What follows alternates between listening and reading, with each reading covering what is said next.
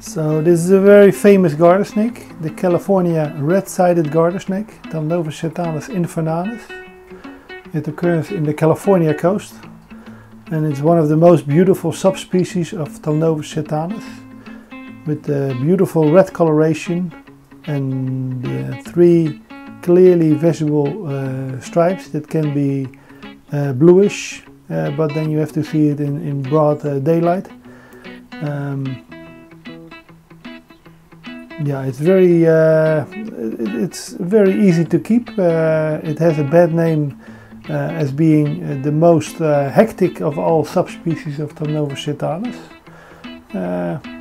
In my opinion, if you give him a big terrarium with only a front view and a lot of hiding spaces, they're not that much more nervous than other snakes, and they can do very well.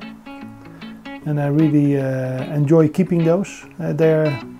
I would say they're the most beautiful species beside the California, the San Francisco garter snake, which looks very similar to it, but has the 3 blue stripes, but then solid red stripes between black stripes.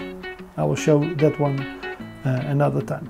This is one of the most popular snakes, garter snakes in captivity, because of its amazing colors. Yeah, so this is if you really look for colorful garter snakes, this is a very colorful one.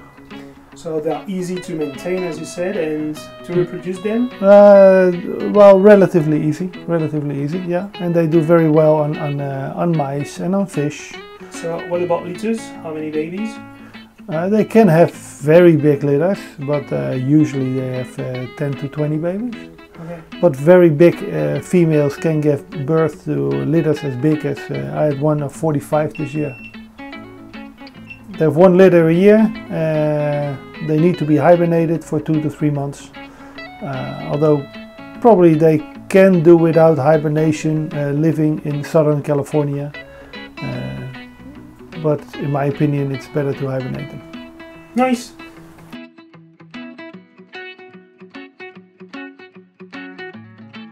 Here we have a young Puget Sound garter snake, THAMNOPHIS SIRTALIS PICKERINGII.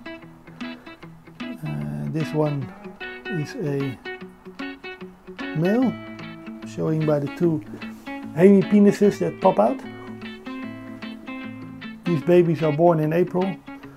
And this is a beautiful subspecies of the common garter snake THAMNOPHIS SIRTALIS, with black coloration and nice blue stripes. At birth the blue is not so pronounced, and it can even be yellowish, but when they get bigger they become bluer. These ones do very well in captivity, feed easily on mice and fish. In fact, I told earlier that there was a time that I only fed fish, but this species was one of the species that said, hey, no, I don't want fish, I want mice. So you needed to adapt. I had a female that only accepted mice, so for that one I always had to buy some mice to feed them with the mice. So how big is it going to become as an adult? Well, they will become about 1 meter, 1 meter 10. The females become quite big, the males not so big, 70, 80 centimeters. But, and because this is a northern species, I mean it's from the state of Washington? Yes, they're from the state of Washington, so they really need to hibernate. So in the northwest of America? And yes. So but it's not extremely cold there, but I hibernate them for 3 months. 3 months? Okay. Yeah, but in the wild they probably hibernate for 4 or 5 months. And so, well, another question about those blue snakes, because we have several species. There is the famous Florida blue, THAMNOPHIS too, and another one that I cannot remember at the moment, which is bluish too. Yeah, THAMNOPHIS SIRTALIS similis. Yes, exactly. Yeah. So what would be the difference between them? Well, let's say Florida blue is way more grayish and has some bluish tones, and it's of course a different subspecies. It's THAMNOPHIS SIRTALIS, and it it's much bigger build, much bigger heads. It's a totally different snake, I would say. Similis can look a little bit similar, but usually it's not so deep black and blue.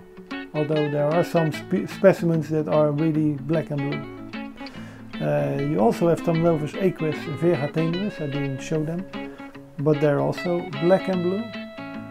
You have blue ordinaries, so they also look exactly like this. In fact, in the area where this snake occurs, I just said, hey, in every area in the US you have 3 species. Well, where this one occurs, you have THAMNOPHIS sirtalis PICKERINGII.